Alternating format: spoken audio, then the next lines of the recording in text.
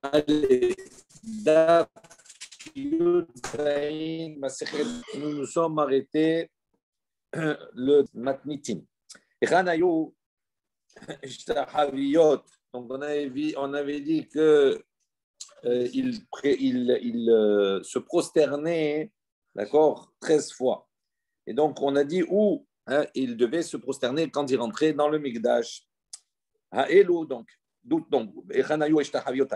Arba Batsafon, donc il y avait 4 qui se faisaient au nord, Ve'arba Badarom, et 4 qui se faisaient au sud, Shalosh Bamizrach, 3 qui se faisaient à l'est, et Shnaim Bema'arav, et 2 qui se faisaient à l'ouest. Keneged par rapport, Shlosha Asar Shi'arim, par rapport aux 13 portes qu'il y avait dans le Mikdash. Drumiim, Smuchim le Ma'arav. Donc, il y avait donc les portes qui étaient au sud, donc qui étaient Smuchim le Ma'arav, donc dirigées dans la partie ouest, donc au sud-ouest. Sha'ar Ha'elyon, il y avait 4 portes là-bas. La première, Sha'ar Ha'elyon, la porte d'en haut. On explique parce que le Beth Amikdash était dirigé, donc c'était un rectangle, donc c'était dirigé Ma'arav. Il y avait d'un côté Ma'arav, Mizrach, et les longueurs, voilà. Et les longueurs, elles étaient Tzafon et Darom, sud et nord, et elles étaient, et le Beth Amikdash, il était un peu penché. Donc la porte la plus haute, c'est Sha'ar Ha'elyon. Sha'ar Haddelek, également Sha'ar Haddelek. Alors, Delek, la base, on va apporter là-bas le bois pour le feu, etc. Sha'ar Bechorot, on faisait entrer par cette porte les Bechorot, les animaux mâles qu'on devait faire à la Shrita, et on devait donner au Kohen. Sha'ar Hammaïm est la porte des eaux. Mais la manikra shemo Sha'ar Hammaïm, pour quelle raison on l'appelle Sha'ar Hammaïm? Shebo machnisim tzluchit shel nisuch Hammaïm bechag. Parce que par cette porte-là, on faisait rentrer Nisuch Hamaïm, les libations d'eau qui se pratiquaient pour la fête de Sukkot. Rabbi Eliezer ben Yaakov Omer, Bo Maïm, Mipachim, Ve'atidim, Liot Yotsim, Mitahat, Miftan, Habbaït. Donc, Rabbi Eliezer ben Yaakov donne une autre raison. Il dit parce que là-bas, donc, à Maïm, Mipachim, on va verser, ces eaux, elles étaient versées. Là-bas, ils vont couler, on va dire. Il y a des eaux, une maïane, une source, d'accord, qui va couler là-bas dans l'avenir quand pour le troisième Beth Amikdash, quand il y aura le Mashiach, il sortira là-bas du seuil du temple. On va voir un peu les détails après par la suite. Les Umatan, donc par rapport à, donc ça c'est sur le flanc sud. Maintenant sur le flanc nord, Beth Safon, Smuchim Bema'arav, donc le nord-ouest. Sha'ar Yechonia, la première porte s'appelle Sha'ar Yechonia. Sha'ar Korban, la porte des sacrifices. Sha'ar Hannashim, la porte des femmes. Sha'ar Hashir, la porte des champs. Mais la manikra Shemo Sha'ar Yechonia. Pour quelle raison cette porte-là, on l'a appelée la porte de Yechonia? Shebo Yatsa Yechonia Begaluto, Bamizrach. Begaluto, pardon. Donc il dit parce qu'on va voir que plus tard, donc après Nebuchadnezzar, etc., tout ça, Yechonia sortira en exil par cette porte-là. Sheba Mizrach. Donc maintenant, à l'est, il y avait Sha'ar Nikanor. Il y avait une porte qui s'appelait Sha'ar Nikanor. Ushne Pishpashin Hayulo. Echad Bimino ve Echad Bismolo. Et donc, il y a une marlouquette de savoir est-ce qu'il y avait 2 petites portes qui étaient à côté, on va dire, de cette Sha'ar, de cette porte de Nikanor. Donc 2 petites portes indépendantes qui étaient juste à côté, ou selon certains, c'est la porte elle-même. Dans la porte elle-même, il y avait 2 petites portes qui étaient incluses à l'intérieur. Donc il y en avait une à droite et une à gauche. Ça, c'est Sha'ar Nikanor qui était au Mizrach, ou Shnaim Bema'arav. Et donc il y avait également 2 à l'ouest, Shevelo Aya Lahem Shem, et ces 2 portes-là n'avaient pas de nom. Donc on a ici 13 portes par rapport aux 13 prosternations qui devaient se faire. Ensuite, Mara, Matnitin, Abba Yusa ben Yohananihi. Donc la Mishnah nous dit, la Mishnah va selon l'opinion de l'auteur, c'est Yusa ben Yohanan. De Amar, Keneged Yud Gimel She'arim. Parce que, donc on a vu que Rabbi Yusa ben Yohanan a dit que ces 13 prosternations devaient se faire en regard des 13 shi'arim, des 13 portes, comme on a expliqué dans notre Mishnah. Les Ram, Kerabbanan, cependant, il dit comme les Chachamim, ça ne peut pas aller, pourquoi? Shiv'a shi'arim hayu ba'azara, parce que selon les Chachamim, il n'y avait que 7 portes dans la Hazara, il n'y en avait pas 13, il y en avait 7. Et donc, c'est évident que les 13 prosternations ne pouvaient pas être en regard de ces 7 portes, puisqu'il en manquait. Et pourquoi on se permet devant une porte ou au niveau de la porte? On va voir. Parce que c'est des entrées où on faisait la avoda, c'est-à-dire il y avait des choses qui se faisaient comme ça. Et donc, ces portes-là, elles avaient donc une certaine doucha, donc on se prosternait devant elles. Après, on va revenir. Al-Da'ate des Rabbanan. Donc, selon l'opinion des Chachamim, donc, selon les Chachamim qui disent qu'il n'y a que cette porte, comment on retrouve ces 13 prosternations-là, dans quelles circonstances? Qui a eu des Tanina, il dit comme on a enseigné, Taman là-bas, Yud Gimel Peratzot Ayu Bo, Sheparsum Marche Yavan, Vechazru Vegadrum Bene Hashmona'i, ou Vegazru Kenegdan, Yud Gimel Ishtahavaot. Donc, il dit pour quelle raison? C'est tout à fait autre chose que les Chachamim avancent. Il dit on enseigne dans le Mishnah que lorsqu'il y a eu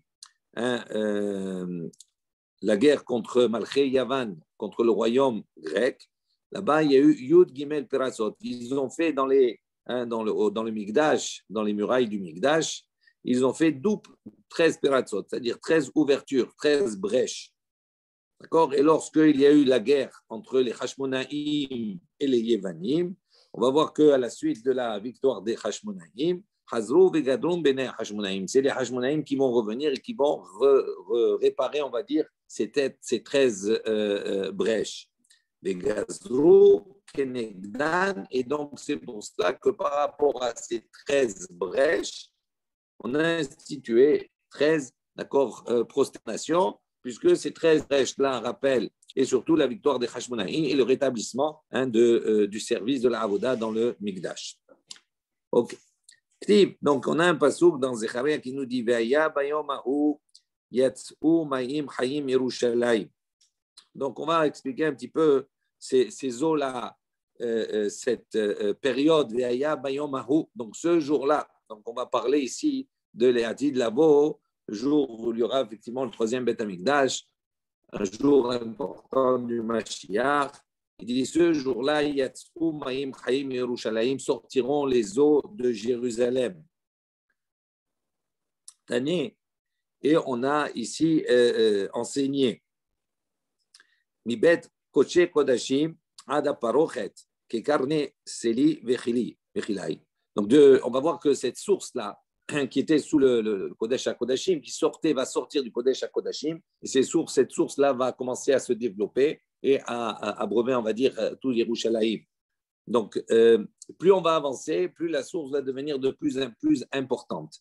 Donc, c'est ce qu'il explique ici, du Kodesh HaKodashim jusqu'à la Parochet. La Parochet, c'était la tenture qui séparait le Kodesh du Kodesh HaKodashim.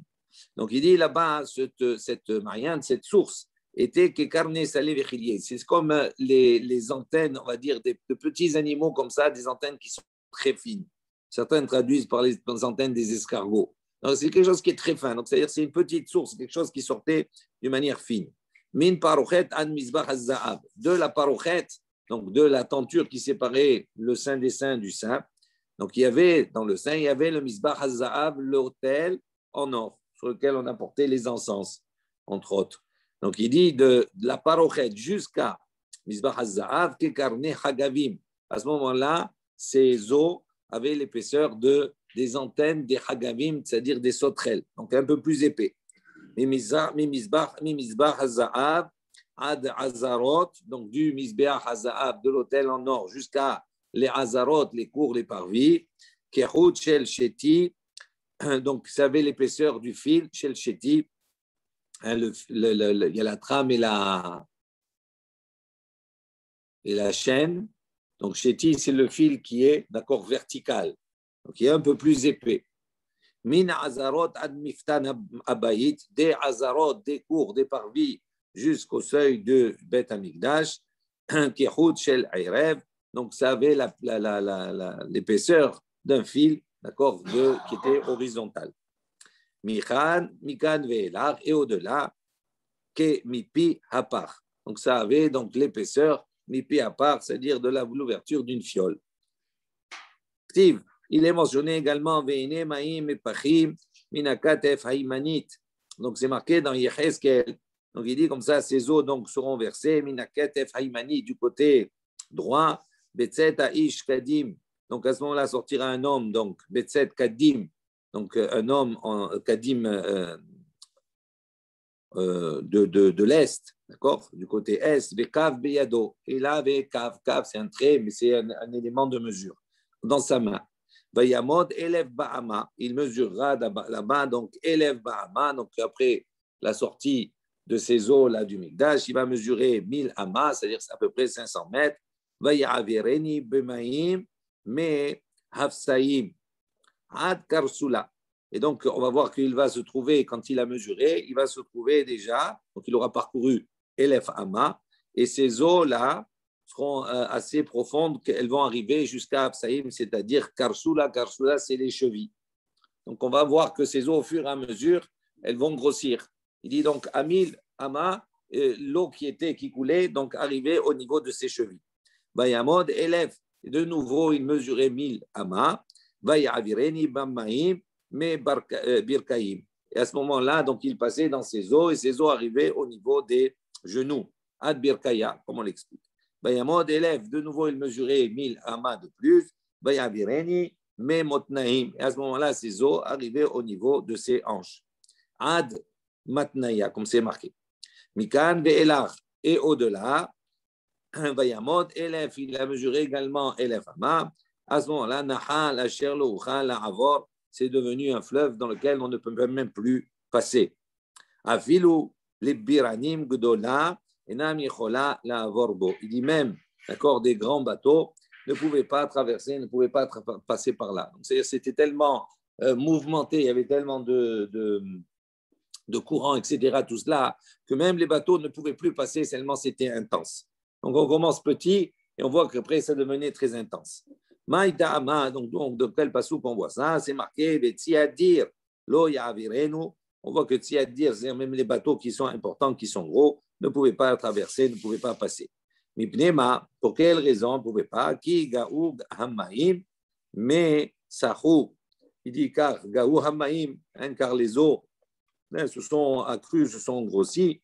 Et il dit mais sahou. On va expliquer que c'est cette expression. C'est-à-dire là-bas, on dit Messahou, on va voir qu'on ne peut pas même pas nager, c'est-à-dire on y perd des pieds facilement. Maou Messahou, Milachot, il dit Messahou, ça veut dire on ne pouvait même plus nager là-bas tellement les courants étaient forts.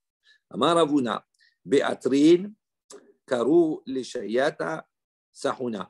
Il dit Ravuna, il a dit dans leur région, dans leur pays, Karu, Leshayata, on appelait Leshayata celui qui nageait, etc. Sahuna, c'est le nom qu'on lui donnait, c'est la traduction. Ufaresh yada bekirbo, kacher ifaresh asouha, donc les sahot, ma'ou. Donc il dit comme ça, ufaresh yada bekirbo, donc il étend ses mains, d'accord, au milieu de ça, kacher ifaresh asouha, lorsqu'il se sépare à soha, on va voir ce que ça veut dire, les sahot. Il dit justement, il ne peut plus même pas étendre ses mains et nager. Il dit ma'ou les sahot, qu'est-ce que ça veut dire les sahot? Amar Rabbi Yossé be Rabbi Boun, donc Rabbi Yossé de la yeshiva de Rabbi Boun. Il dit Mayan, des mitmalelin be'alma. C'est-à-dire c'était tellement des eaux qui étaient importantes, qui étaient surtout remarquables, que ce sont des eaux des mitmalelin be'alma. C'est-à-dire qu'ils faisaient parler, que tout le monde en parlait, tellement c'était important. Ktiv, donc la même chose, hein, sahouna, c'est-à-dire sira aussi, mais sahou. Mi sahou, il y en a qui traduisent là par le fait qu'on ne peut plus nager, mais également mais sahou, sira, c'est une discussion. Ça veut dire que c'est des eaux sur lesquelles on discute. Ça veut dire quoi? Ça veut dire que c'est des eaux qui sont remarquables parce qu'elles sont importantes. Donc, toujours dans Zechariah, c'est marqué là-bas, ce jour-là, Yé Mekor, Niftar les bêtes David, ou Lyoshve Yerushalayim, les Khatad Velanida. Donc, il dit ce jour-là, donc Yé Mekor, cette source-là sera, Niftar, elle va s'ouvrir. Les bêtes David pour la maison de David, pour on va dire la ville de David, et pour les habitants de Jérusalem, les Khatad et la Nida, pour le Khatad et pour la Nida. De quoi on parle? On va dire que ces eaux-là étaient utilisées, pouvaient être utilisées pour la maison de David et pour les habitants d'Yerushalayim, pour le Hatat. De quoi Hatat on parle ici? Mais Hatat, c'est-à-dire les eaux qui étaient utilisées pour rajouter à la para adouma, pour purifier. Donc pour purifier, on utilisait, d'accord, Memayan, des eaux vives, des eaux d'une source. Vela Nida, également, ces eaux pourraient être utilisées pour purifier une Nida, donc le mikvé. Rabbi Shmuel bar Nachman, Beshen Rabbi Yonatan, Rabbi Shmuel bar dit au nom de Rabbi Yonatan, Mibet David, Yoshvé Yerushalayim, Kesherim, la Nida ou la Hatat. Lui dit, pour la maison de David, d'accord, la ville de David et la ville de Yerushalayim, les habitants, ces eaux étaient Kesherim, on pouvait les utiliser à la fois pour la purification d'une femme Nida, mais également pour la conception de ce Mechatat, de ces eaux de purification de la Paradouma.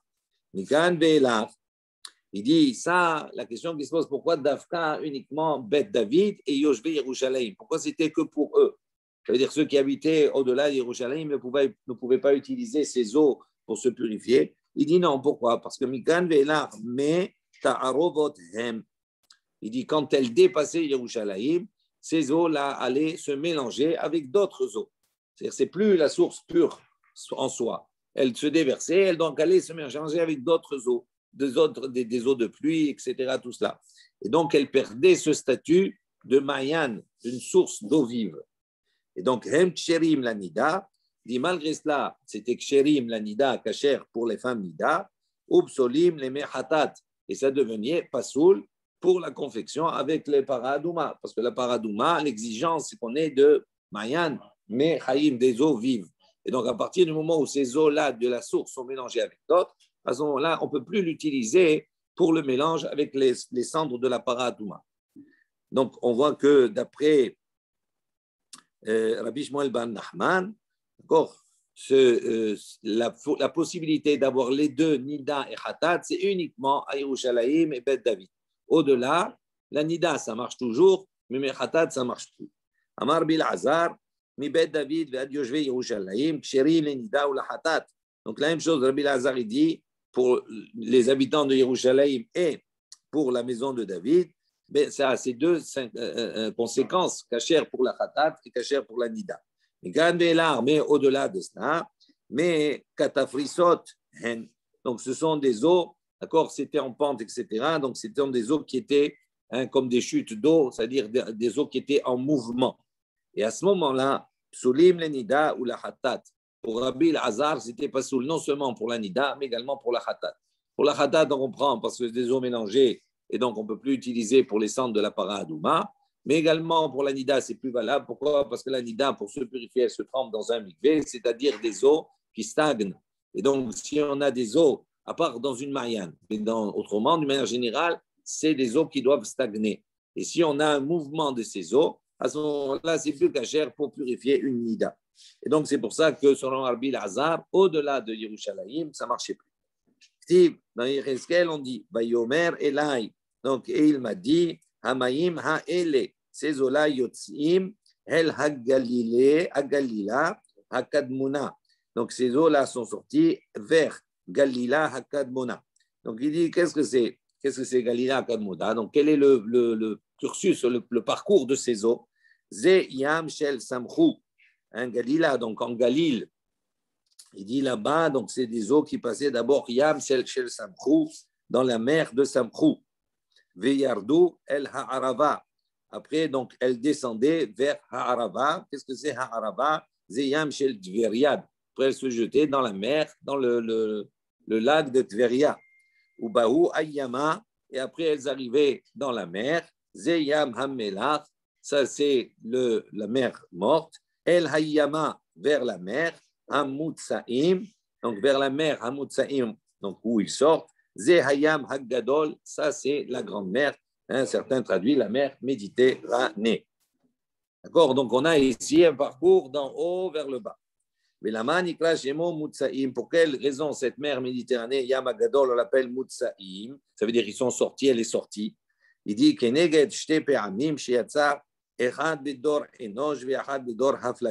il dit parce qu'on va voir que cette mer, la mer Méditerranée, Yam Haggadol, par deux fois dans l'histoire, elle est sortie de ses limites comme un tsunami. Elle est sortie de ses limites, de son lit, une fois pour la génération de Enoch, d'accord, qui a fait Avodah Zarah, et pour la génération de Dor HaFlaga, de la tour de Babel. Donc c'est pour ça qu'on l'a appelé Yama, donc Moutsaïm. Rabbi Lazar, Bishem Rabbi Hanina, donc Rabbi Lazar Bishem Hanina dit au dit, Barishona Yatsa Ad Calabria. Il dit la première fois qu'elle est sortie, elle est allée jusqu'à Calabria. Calabre.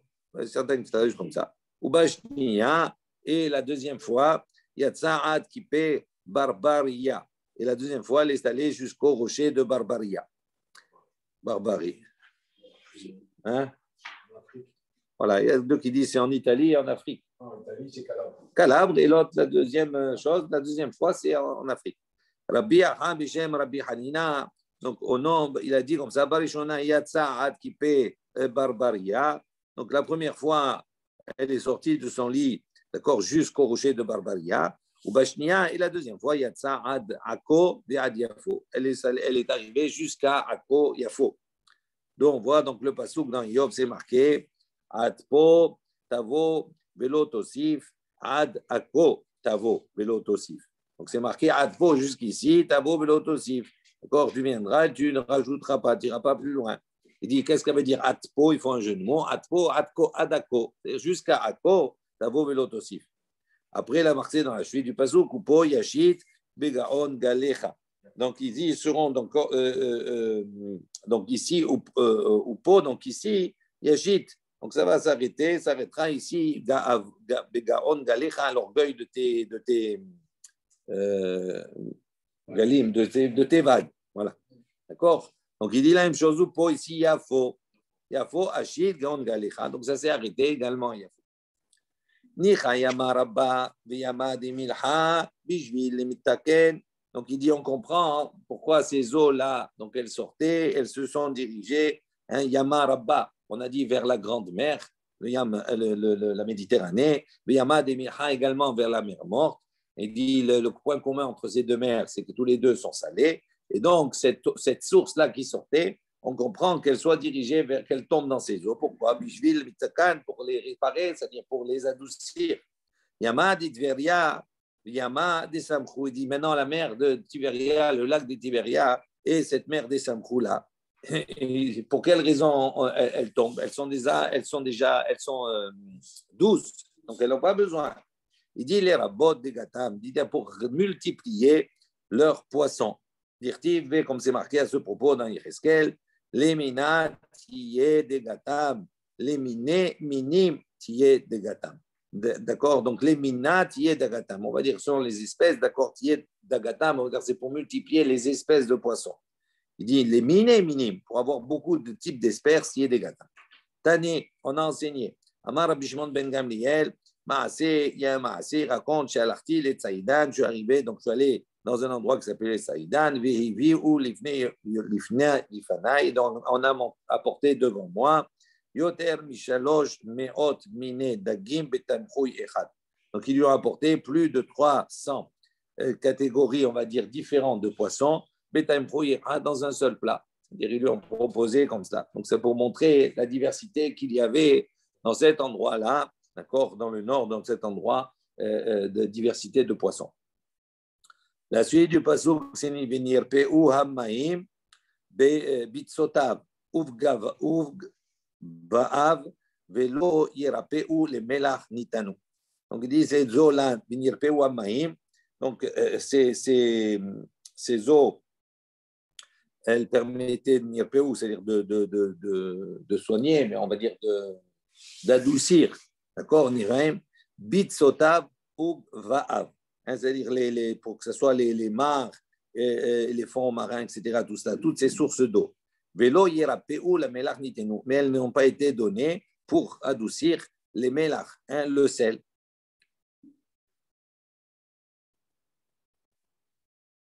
Il dit active, donc on ne comprend pas. C'est marqué dans le passouk venir peu amaïm, c'est-à-dire ces eaux elles vont être adoucies. Et après toi tu dis vélo yarpeu amaïm, les eaux elles n'ont pas été adoucies, on ne comprend pas. Elles sont destinées à produire du sel d'un côté et de l'autre côté tu me dis elles sont destinées à être adoucies. Comment on comprend ce passage? Il dit Makom ou Ushmo velo yarpeu. Il dit non, velo yarpeu, ça ne veut pas dire, comme nous on l'a compris, que ces eaux elles sont destinées à donner du sel, donc elles ne sont pas destinées à être assainies, on va dire à être adoucies. Il dit mais lo yarpeu, c'est le nom de l'endroit, simplement, c'est le nom. Donc ça n'a pas, il n'y a plus de questions qui se posent. Ktiv, c'est marqué dans la suite, Ve'al nahal ya'ale al sefato mize ou mize kol aitz ma'achal velo yibol alehu velo yitom piryav la chodashav yevaker.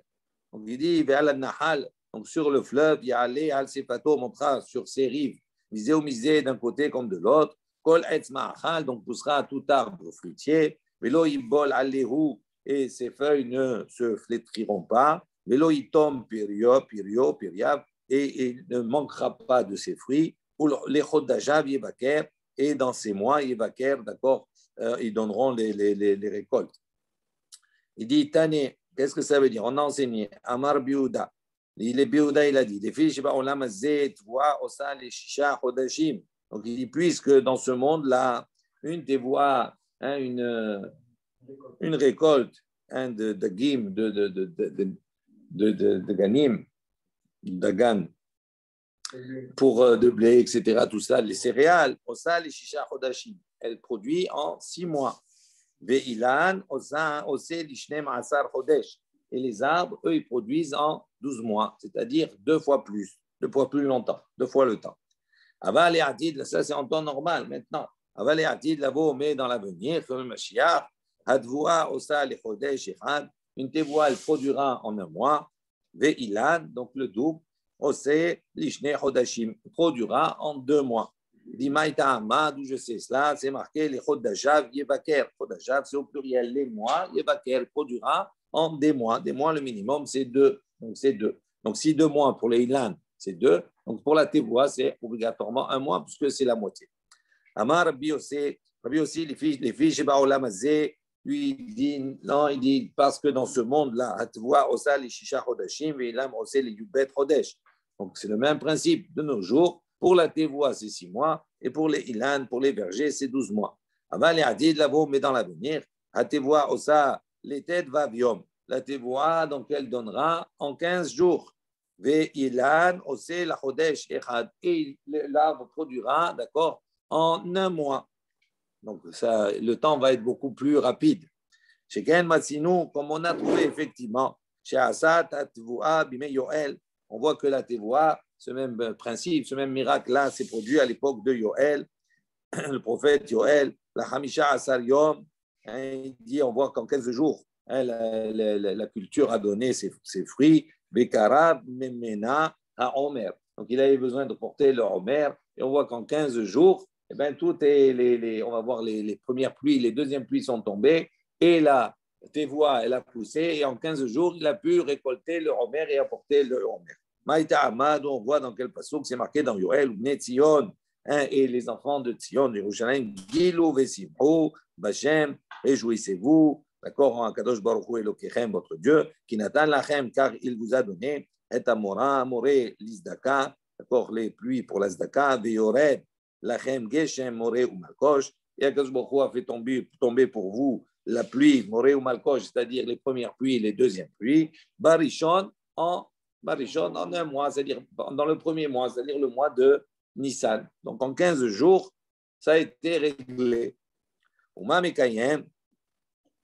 Rabbi Yossé, donc d'où on voit d'ici, donc comment Rabbi Yossé il va comment comprendre les Chodashav Yevaker. Donc lui, comment il comprend les Chodashav? Parce que Rabbi Yossé, il a dit quoi? Il a dit qu'en fin de compte, pour les Ilad, c'est en 1 mois. Mais dans le passouk, c'est marqué les Chodashav Yevaker.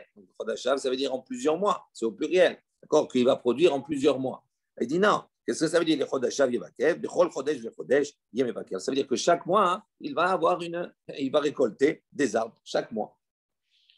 Ve'alihu litrufa. Donc dans la suite, c'est marqué Ve'alihu et ses feuilles également. Litrufa sont des feuilles avec lesquelles on va guérir. Ce sera pour la guérison. Rabbi Yochanan Amar, Rabbi Yochanan il dit Tarfea mitzis aleha vetaraf mezona. Il dit non.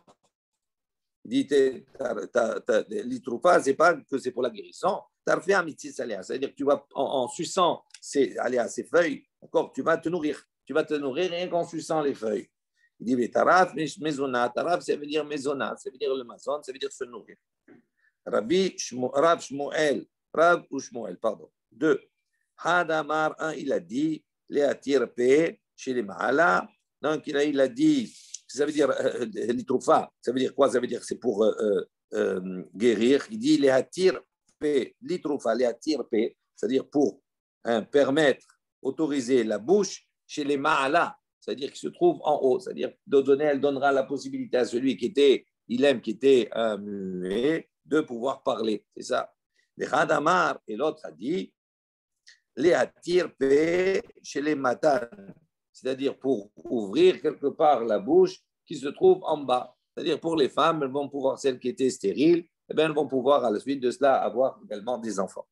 Rabbi Hanina et Rabbi Yoshua ben Levi. Donc Rabbi Hanina et Rabbi Yoshua ben Levi. Hadamar 1 a dit, les atirpe akarot, il dit effectivement pour ouvrir la bouche d'en bas, c'est-à-dire pour akarot, pour les femmes qui étaient stériles, mais Hadamar, les atirpe inim. Et l'autre dire pour ouvrir la bouche de ceux qui étaient muets. Ensuite, on revient à notre Mishnah, on avait dit, donc il y avait différentes portes. Donc par rapport aux 4 portes qui se trouvaient au sud, ben, il y avait la même chose, 4 portes qui se trouvaient au nord. Atmotza Besha'ar She'ala Nebuchadnezzar Likan Ba Veyashav Lo Bedufne Shel Antochia Veyatza Sanhedrin Gdola. Donc il dit par rapport à quoi? Il dit comme cela. On raconte Besha'ar She'ala Nebuchadnezzar, au moment où Nebuchadnezzar, Nabucodonosor est monté vers Yerushalayim, vers le Mikdash, Likan Ba Veyashav. Donc il est monté, il s'est installé là-bas Bedufne Shel Antochia, sur les murs de Antochia. Veyatza Sanhedrin Gdola. À ce moment-là, le grand Sanhedrin est sorti, Ikrato à sa rencontre, Ve'amra lo, d'accord, et elles lui ont dit, Igyazman Habayit Hazé Licharev. Ils ont vu qu'il est arrivé, ils sont sortis, ils lui ont dit quoi? Ça veut dire que c'est arrivé le moment pour la destruction du temple. Amar Lahen, il leur a dit, Oto, chez Malachti, Alehen, nous li, Mani Olech. Donc il a dit, celui que j'ai nommé, que j'ai mis en tant que roi sur vous, il parlait de Yehoyachin, d'accord? Il a dit, celui-là, donnez-moi-le, à ce moment-là, je partirai. Baou ve'amrou Yehoyachin. Ils sont venus, les Sanhedrin, ils ont dit à Yehoyachin, mais le Yehuda qui était le roi de Judée, ils lui ont dit, Nebuchadnezzar ba'elach, il a besoin de toi, il te demande maintenant, il n'y a pas le choix. Kivan Shishama. Mais lorsque Yehoyachin il a entendu d'eux, ainsi car Natal Maftechot Shel Bet Hamikdash, il a pris les clés du Bet Hamikdash. Ala Ligago Shel Echal, il est monté sur le toit du Echal.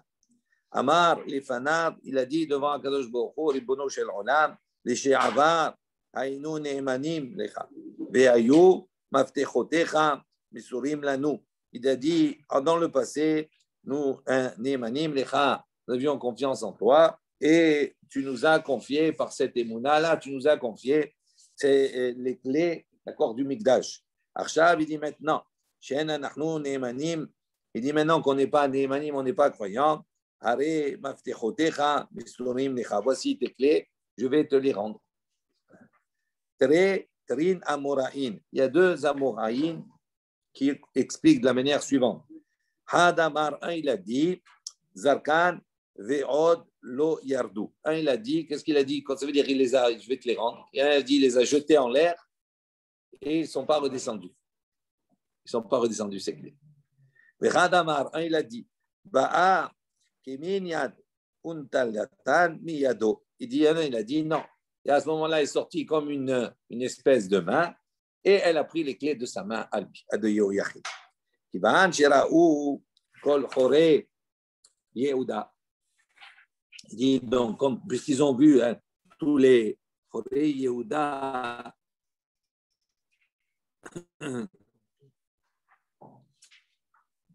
tous les habitants comme ça de Yehuda, ils ont vu. Ken alou les roches, Gagotéem, à ce moment-là, ils sont montés sur leur toit. Venaflou, Vametou, ils sont tombés, d'accord, et ils sont morts.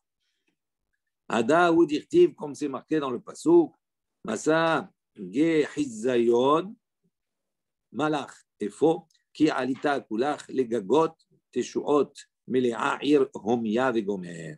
Donc il dit comme ça, hein, comme là il dit Masa ge hizayon, comme contre la vallée de la vision, il dit malach, il dit qu'est-ce que tu as, d'accord, et faux, qu'est-ce que tu as donc?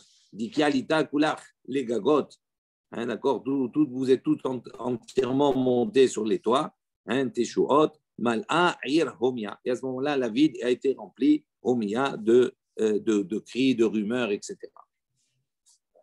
Nouvelle Mishnah, Alacha Gimel Matnitin, Yud Gimel Shulchanot Ayub Bamikdash. On dit qu'il y avait 13 tables qui étaient installées dans le Mikdash, dans le sanctuaire. Het Shel Shayish, il y avait 8 tables qui étaient faites en marbre.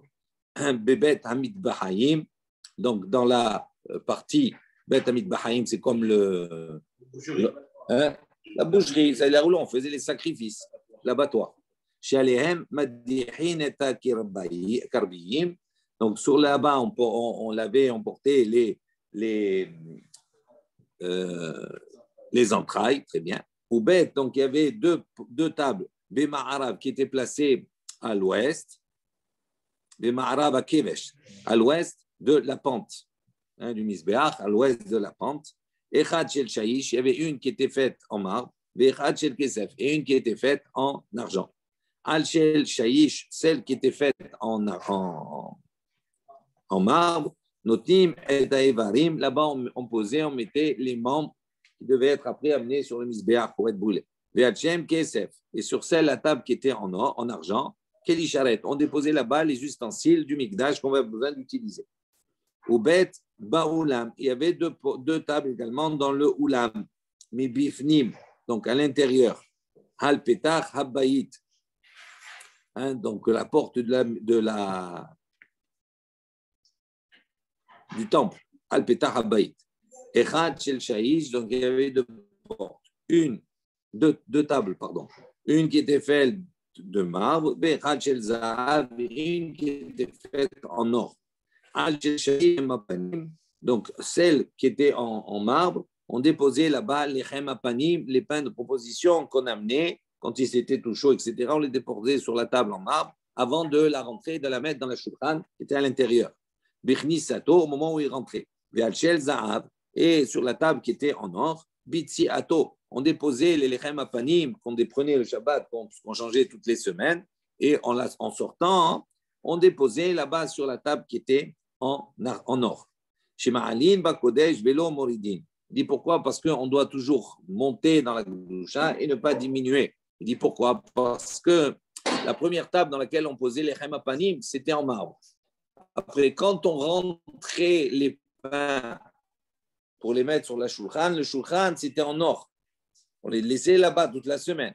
Après, quand on les sortait, on ne peut pas les sortir d'une table qui est en or, c'est Mechoubad, c'est plus important, et après les mettre sur une table qui est en pierre. Donc, c'est pour ça qu'à la sortie, la table à l'extérieur, elle était aussi en or. Parce qu'on ne doit pas diminuer dans la Gdusha. Au départ, Ma'alin, Bagdusha, on monte. On part de Shayish, c'est-à-dire du marbre, vers l'or. Donc là, oui, on monte.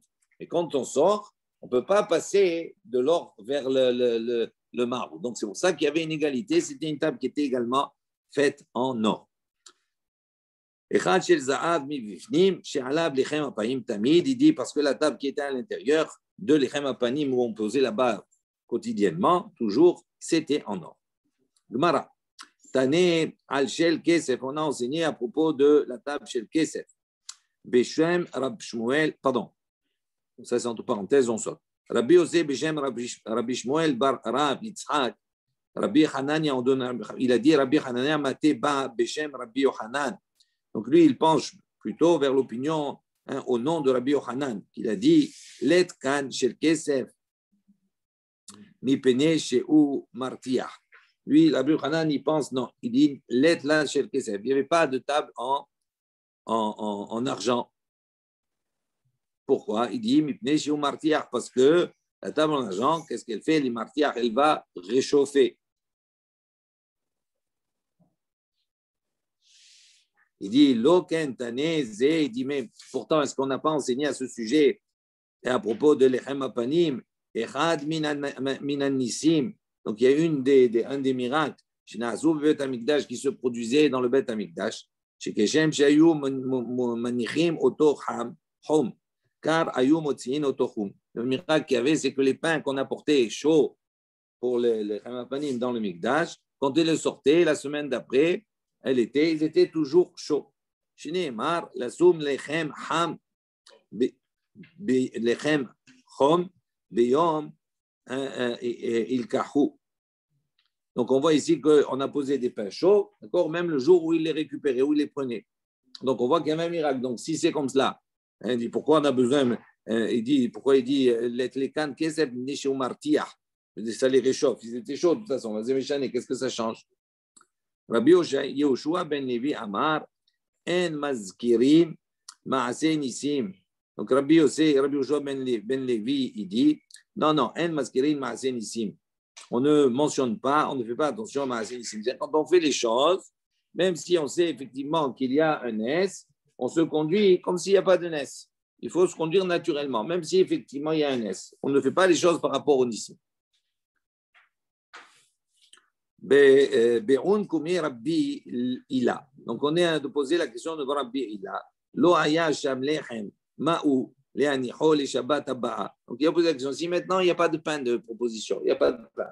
On a fait la première tournée, on l'a déposé là-bas dans le Mikdash, dans les Chal, et la semaine qui est passée, on n'a pas trouvé pour faire du pain. Alors il dit, est-ce qu'on peut laisser le pain qui était la semaine dernière, on peut le laisser, même s'il va passer son temps. Donc, on sait que quand quelque chose il passe son temps, à ce moment-là, il devient impropre, il devient inapte. Donc, il dit que même si c'est inapte, est-ce qu'on doit le laisser là-bas ou pas? Amar Loun nous a répondu, c'est marqué dans le pasuk, Benatata ala shulchan, lechem panim, lefanai tamid. Donc, il dit, tu mettras là-bas sur la table, lechem panim, lefanai, des pains de proposition devant moi, tamid, toujours. Lechem panim, Hafiz ou pasoul. Il dit même des pains de proposition qui sont pasoul. Donc, tamiz, c'est-à-dire même s'ils sont pasoul. Donc, la réponse qu'il a donnée, oui. Asara shulchanot, asa shlomo. À part ces tables-là, on voit que Shlomo Améler, il a fait 10 tables. Dirtiv, comme c'est marqué dans le pasouk, Vayi'as shulchanot asara. Donc, il a fait 10 tables. Vayanar ba'echal, il a déposé donc, dans ces 10 tables, Vayachal ba'echal, il les a mis dans le echal. Hamisha mimin, miyamin, Hamisha mismol. Il a mis 5 à droite et 5 à gauche. Il dit In temar Hamisha bedarom vehe betzafon. Si maintenant tu vas dire que ça veut dire 5 à droite et 5 à gauche, d'ici tu vas dire que c'est à 5 vers le sud et 5 vers le nord. Ve'alo en ashulchan kasher ela betzafon. Il dit pourtant la table elle est kasher uniquement si elle est posée betzafon dans le nord. Comme on a dit, la table qui recevait les pains de proposition, d'accord, il devait être al-Tselat Tzafon du côté nord. Donc les tables doivent être à proximité. Il dit que ça veut dire 5 à droite et 5 à gauche. Et là, il dit c'est en vérité, droite et gauche, ce n'est pas par rapport au sud et au nord, et c'est à la droite de la table de Moshe et à la gauche de la table de Moshe. Donc, ils étaient à la droite et à gauche, ils entouraient la table dans laquelle on posait. Malgré cela, Loaya Mesader et là, Béchel Moshe Bilvat. Malgré cela, il y avait ces tables, d'accord? On ne posait pas sur chaque table, on était Mesader, on arrangeait et on mettait ces pains sur la table de Moshe Rabbeinu uniquement. Chez Nehemar, comme c'est marqué dans le Passouk, Et Ashulchan Asher Alav Lechem Apanim. Donc, et Ashulchan sur la table, la chair alav sur lui, les chemapanim, il devait avoir les chemapanim. Rabbi Yosef be Rabbi Yehuda Omer. Al Kulan, Haya Mesader. Lui, il dit Rabbi Yosef dans la shiva de Rabbi Yehuda, il dit non, sur tous, il était Mesader, il mettait les pains sur toutes les tables, les 10 tables. Chez Nehemar, comme c'est marqué, et Ashulchanot va alehem les chemapanim. Donc, on a un autre pasouk, chacun s'appuie sur un pasouk différent, donc Divra Yamim. Et Ashulchanot sur les tables, va alehem et sur elles, les chemapanim avaient les pains de proposition. Voilà, on va s'arrêter ici.